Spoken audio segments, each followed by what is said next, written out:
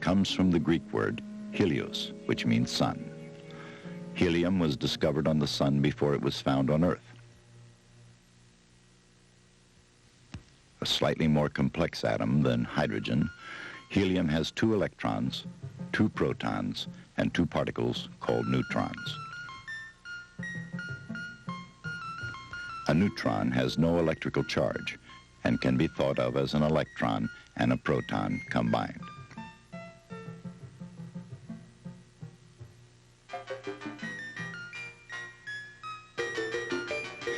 With the high temperature and pressure on the sun, 4 hydrogen atoms can fuse to construct 1 helium atom. The net effect is fusion, like separate drops of water becoming 1 drop. Although it is much more complicated than shown here, all the particles in the 4 hydrogen atoms fuse to form 1 helium atom.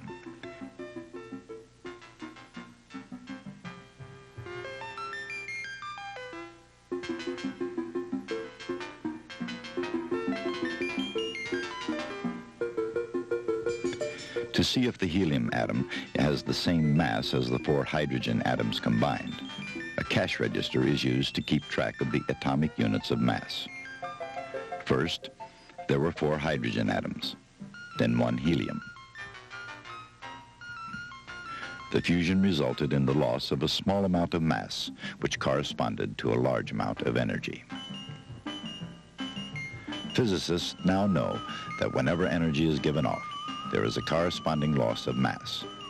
And whenever a nuclear rearrangement results in a loss of mass, energy is given off. Each second, 4 million metric tons of the sun's mass is converted into tremendous amounts of energy, a small portion of which reaches the Earth.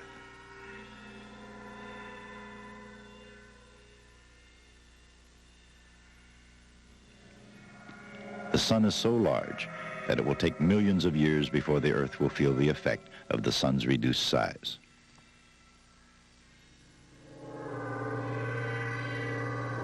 The energy produced by nuclear fusion in the sun is used by plants in the process of photosynthesis.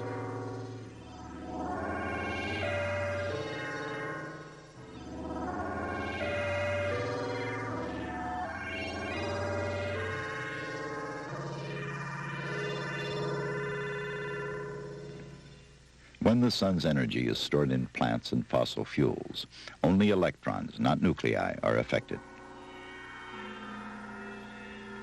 The sun's energy changes the orbit of the electron. The nucleus, however, is not affected. The atom gives up the acquired energy when the electron jumps back to its original orbit.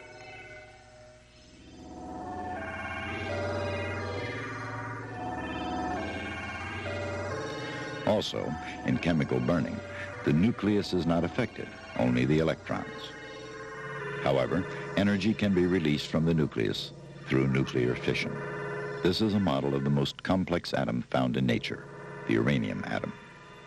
Scientists have discovered that if the nucleus is bombarded with a neutron, it splits the atom apart, freeing other neutrons to split still more nuclei.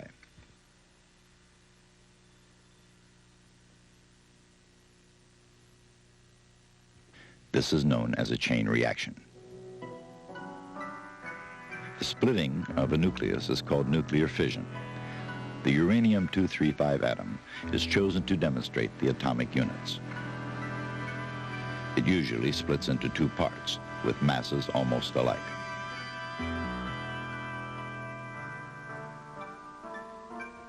This is the sum of the units from the 2 new elements. So with each new fission, mass is converted into energy and particles are released to continue the process.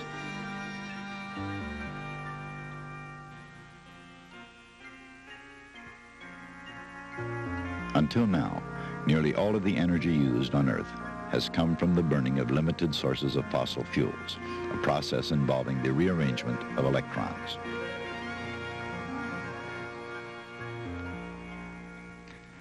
The energy stored in oil, coal, and natural gas originally came from the sun. Stored for millions of years in fossil fuels, it is now rapidly being consumed. Power plants across the country have begun utilizing the techniques of nuclear fission to harness energy.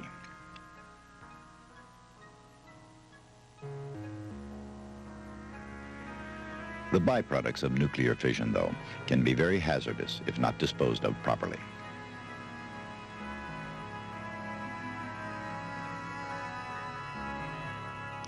Nuclear fission involves the splitting of the atom's nucleus. This was demonstrated in the blast of the atom bomb. Superseding the atom bomb was the hydrogen bomb, utilizing nuclear fusion, an even more powerful and efficient form of energy than nuclear fission.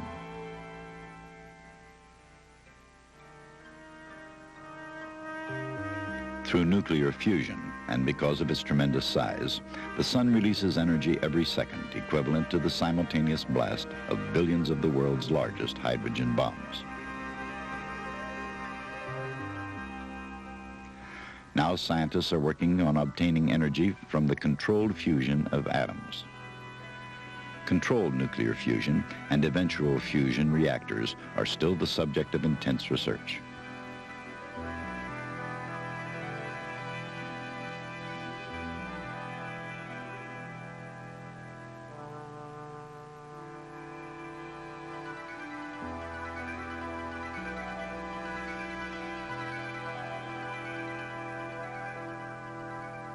When the technology of such controlled thermonuclear energy becomes practical, it will have the advantage that it produces less dangerous byproducts than fission, and its fuel, hydrogen, is available in abundant quantities in the sea. The release of energy from the nucleus results in an immense power to create or destroy.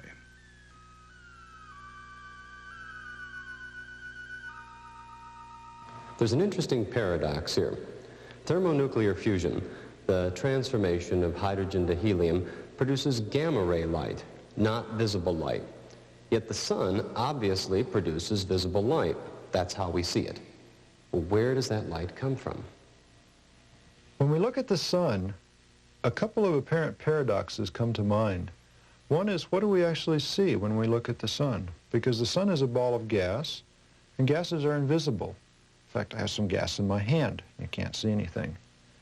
Well, it turns out when we look at the sun, we don't actually see the physical star. We see the light that is being given off by the sun. Of course, that presents another paradox because the sun doesn't produce any light. The sun produces highly energetic gamma rays. And so where does the light come from that we observe coming from the sun? The energy in the sun is produced way down in the core, way down in the central regions of the sun, where the temperatures and pressures are high enough to sustain the thermonuclear reactions that convert hydrogen into helium and give off this tremendous amount of energy. And this energy that's given off is in the form of gamma radiation, gamma photons. And these gamma photons that are given off in the core of the sun want to get to the surface of the sun, because it's one of the final laws of nature that says that energy always flows from a hot region to a cooler region. And so let's look at what happens when one of these gamma photons is given off in the core of the sun, and it starts on this long journey, roughly 500,000 kilometers up to the surface. Well, the gamma photon travels at the speed of light. On the average, it only gets about a centimeter before it encounters an atom and it gets absorbed. And then that gamma photon will get re-emitted in another direction, perhaps as two other photons of less energy. And if we follow one of those, it will travel a centimeter or so. It'll get absorbed, re-emitted in another direction, get absorbed, perhaps two or three will get re-emitted. And so this energy sort of struggles to work its way out of the sun, and in the process, the photons carry less and less energy of each individual photon. And so you start out with gamma photons. They're slightly degraded to become X-ray photons, and then ultraviolet photons. And finally, by the time they reach the surface of the sun, they've lost so much energy that they are visible photons. Well, how long does this process take? How long does it take the energy to get from the core to the surface? If a photon could travel unimpeded over this 500,000 kilometers or so, it would make it in about 2 seconds. But since it has to follow this path of absorption and emission, the mathematicians call a random walk, turns out it takes about 1 million years on the average to get out of the sun. And so the light that we see coming from the sun today is the result of thermonuclear processes that occurred way down in the core of the sun over 1 million years ago. Every second in the sun's core, at a temperature of about 15 million degrees Kelvin, a mass of 600 million metric tons of hydrogen is transformed into 596 million metric tons of helium and 4 million metric tons of energy. After hundreds of thousands of years of zigzag absorption and re-emission, the radiant energy reaches the surface, where most of it is visible from the Earth as sunlight 8 minutes later. However much is known about the sun, many puzzles still remain. For example, as the sun's atmosphere rotates, the period of rotation progressively increases from 25 days at the solar equator to about 33 days at the poles. Recently, some changes in these rates of rotation have been noted at Kitt Peak National Observatory. We also observe solar rotation as part of our program here at Kitt Peak. Last year, Robert Howard at Mount Wilson announced that he had found, on the basis of some 10 years of observation, that the sun had sped up slightly in its apparent rotation rate. I've been working with a young man who's recently come to Kitt Peak, Tom Duvall, and we also have observations going back to 1966, in fact, about 11 years of observation.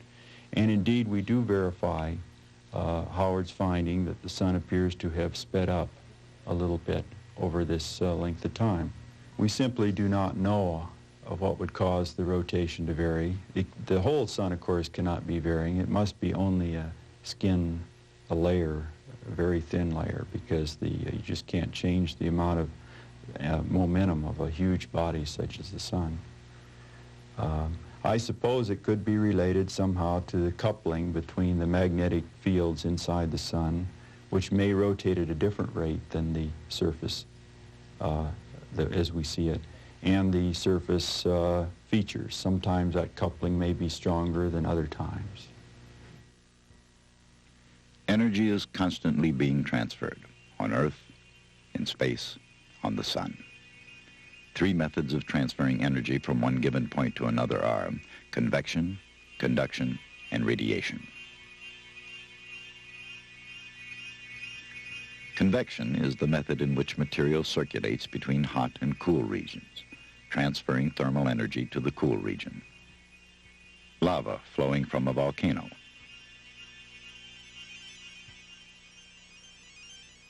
or even tomato soup boiling on the stove. Once a pattern of circulation is stabilized, convection can be very efficient in transporting energy. Heat also moves by conduction. These toy soldiers are held to the steel rod by wax. When the end of the rod is heated, the heat seems to move slowly towards the end. With conduction and convection, heat moves slowly from molecule to molecule.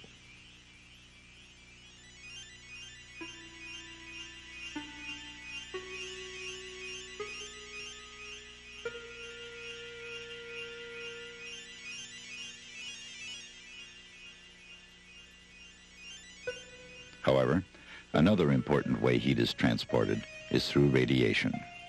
An electrical heat element is placed at the focal point of this reflector. 1 meter away, another reflector focuses on a wire holder.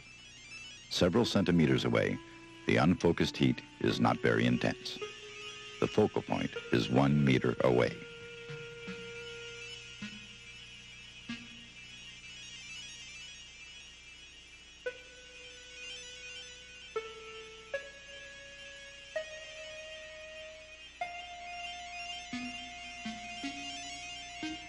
This is the path of the radiation. Because heat moves by radiation, it can be focused in the same way as X-rays, radio, and light waves. Of the 3 processes of energy transfer, 2 appear to be very important on the sun. Radiation transfers energy from the core. From there, convection appears to take over as hot gases transfer heat the rest of the way to the photosphere. There, the turbulent bubbling is visible in the granular cells. A small fraction of this energy on the sun passes freely out into space in the form of neutrinos, which are massless subatomic particles created by nuclear reactions. By detecting solar neutrinos, astronomers hope to gain first-hand information about the hydrogen-burning core of the sun. Information arrived at partly by experiments and partly by theoretical studies. The problem in studying any theoretical model of the sun is that we cannot see below the surface. The surface of the sun is opaque. When we try and look into it, our looking agent, namely light, is blocked where the material becomes opaque. The neutrinos, on the other hand, can stream freely out through the sun. We describe those with a little Greek letter nu. The sun is completely transparent to neutrinos, and any neutrino formed in the center of the sun takes a straight line from its point of formation right out to the surface, and therefore provides us with the opportunity of, in effect, looking into the very center of the sun and testing to see whether the nuclear reactions that we calculate in our theoretical models are at all related to what happens in the sun. They're a very direct test of the solar models. And unfortunately, there's a serious conflict here that we calculate 2 to 3 times as many neutrinos should be emitted from the center of the sun as are being detected by Dr. Ray Davis of the Brookhaven National Laboratories.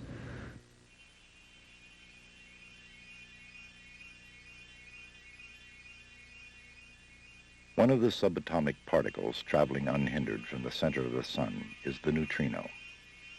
With a notorious reputation for reacting with practically nothing, these neutrinos are very hard to detect.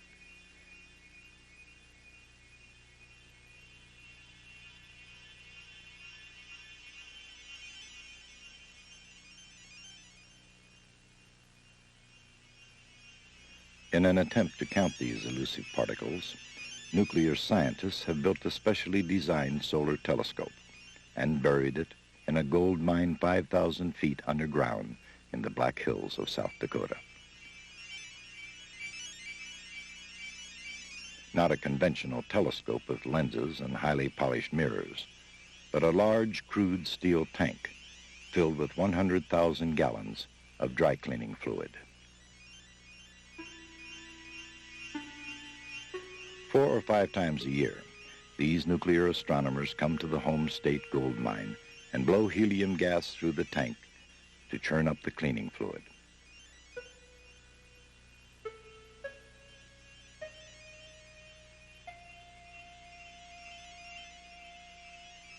Once the tank has been purged with helium, the scientists draw out any radioactive atoms of argon that may have been formed as the chlorine in the fluid absorbed neutrinos. In the laboratory, the minutely small sample of argon gas is chemically purified and separated from other rare gases.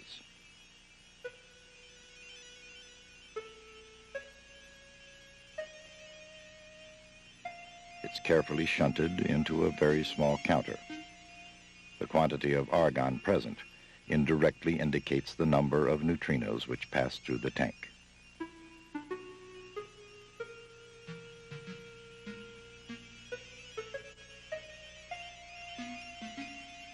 So far, the neutrinos measured have not matched the scientists' predictions.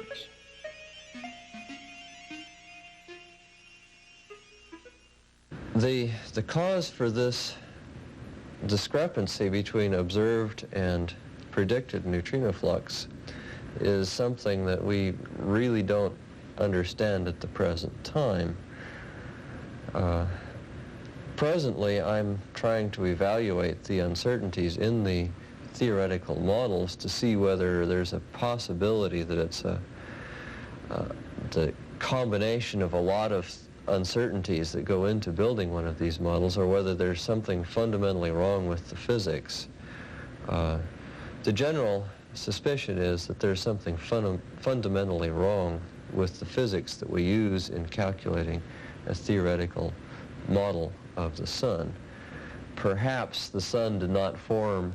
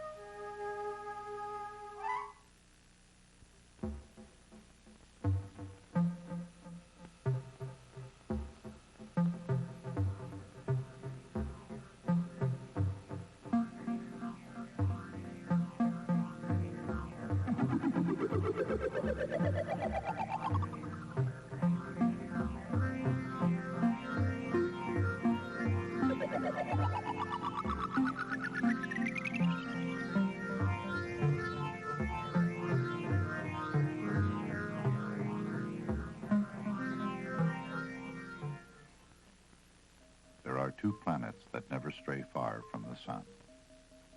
One is the brightest planet, while the other is barely visible from Earth in the twilight hours. The ancient Romans gave them their names.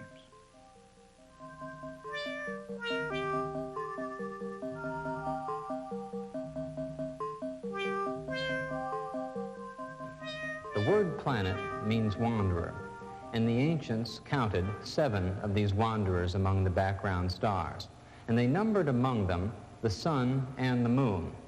Well, we use the word planet today, and we use it for those objects which orbit the sun, the major components of our solar system in orbit around that star, which is closest to us. These include some of the ancients' planets as well, Mercury, for one of them, and Venus, and Mars, and Jupiter and Saturn as well. But we organize and classify the planets differently than the ancients did. For example, we speak of the inner and the outer planets. The inner planets are those closer to the sun, and they include Mercury and Venus and Earth and Mars. The outer planets, of course, are Jupiter and Saturn, Uranus, Neptune, and Pluto at the far end of the solar system. We also speak of inferior and superior planets, although this has nothing to do with their innate character. What it really has to do with is where their orbits are located compared to our own. Inferior planets are located with orbits inside the Earth's. So once again, the inferior planets include Mercury and Venus. The other planets, all those with orbits outside the Earth's, are the so-called superior planets. Mercury is one of the inferior planets, one of the inner planets, and one of the terrestrial planets. Until recently, little was known about Mercury. Scientists could only guess at its origin and evolution.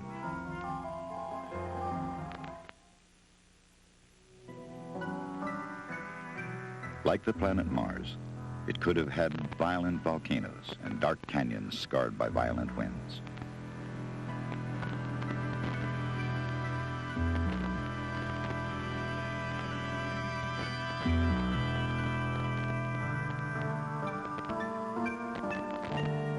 Or like our own moon, its surface might be pitted with craters, a record of ancient events written on the planet's surface.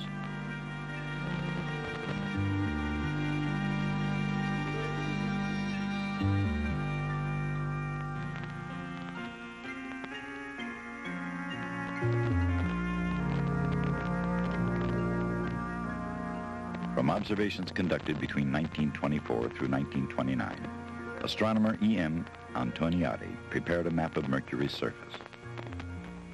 Antoniadi's chart was a remarkable accomplishment. Unfortunately, time and later observations proved most of it wrong. Very little was known about the surface of Mercury before the Mariner 10 flight in 1974.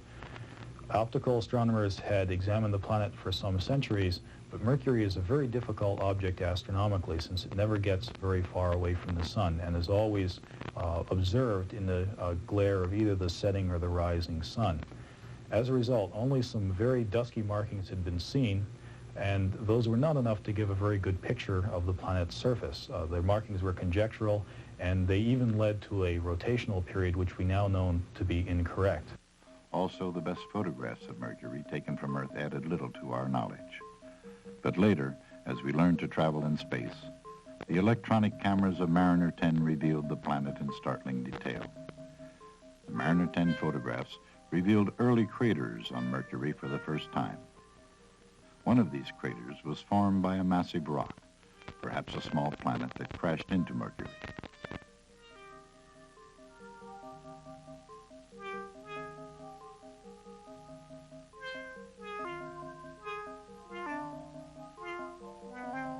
In the Mariner 10 photographs, half of this huge crater was hidden on the night side of the planet.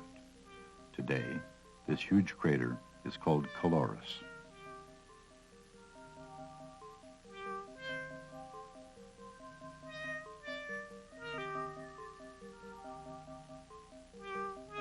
The impact spewed millions of tons of debris across the surface of Mercury, creating a ring of mountain ranges over a mile high. The floor of this basin was split by great surface cracks, wide and deep. There were several measurements made by Mariner 10. Infrared experiments that showed that Mercury's surface ranges in temperature from 700 degrees Fahrenheit to 300 degrees below zero, the widest temperature range of any planet. The ultraviolet experiment revealed that Mercury has an extremely thin, almost non-existent atmosphere of helium. The parched surface of Mercury is hot, unbearably hot, in fact about 340 degrees Celsius. This high temperature is due to a combination of effects. For one, the planet Mercury is a lot nearer to the sun than the Earth. It's about a third the distance out from the sun. Of course, it's the nearest planet to the sun. Mercury also doesn't have an atmosphere. You'd feel no wind on the planet as a result of that. No protective atmosphere, in fact, to keep the penetrating rays of the sun from the surface. And then finally, Mercury has a very slow rotation. And that slow rotation, in combination with Mercury's movement around the sun, makes for an incredibly long, hot day. In fact, instead of experiencing the normal 24-hour day that we do on the Earth, on Mercury, the cycle would last 176 days. You'd notice, in fact, the sun rising in the east as always, but it would take about 44 days for the sun to get finally to its highest point in the sky, essentially noontime in the Mercury day. When it gets up to that highest point and you're just expecting it to keep on going off toward the west and ultimately sunset, the sun does something kind of strange. It backs up, and it backs up the other direction, back to the east, and then after a few days goes backwards again, and goes through a motion very similar to what we see on the Earth when we look at one of the outer planets going through retrograde motion. And the sun then continues on its path off to the western horizon, taking another 44 days before it gets there. And it disappears then below the horizon for 88 days of nighttime until it shows its face once again. Mariner 10 provided new information on Mercury on 3 separate occasions. A fortunate situation occurred because of the orbit of the planet and the spacecraft's orbit. Mercury's orbit around the sun is 88 Earth days. Mariner 10's orbit was twice as long, or 176 days.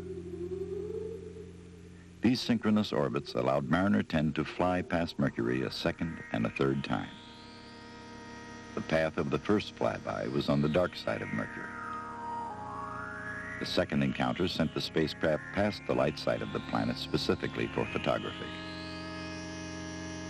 After another 6 months' journey around the sun, Mariner 10 made its third and final encounter to look again at a major discovery made during the first flyby, the presence of a magnetic field around Mercury similar to Earth. A bow shock wave blocks the solar wind from the sun and deflects it around the planet, creating an environment similar to the magnetic field around Earth.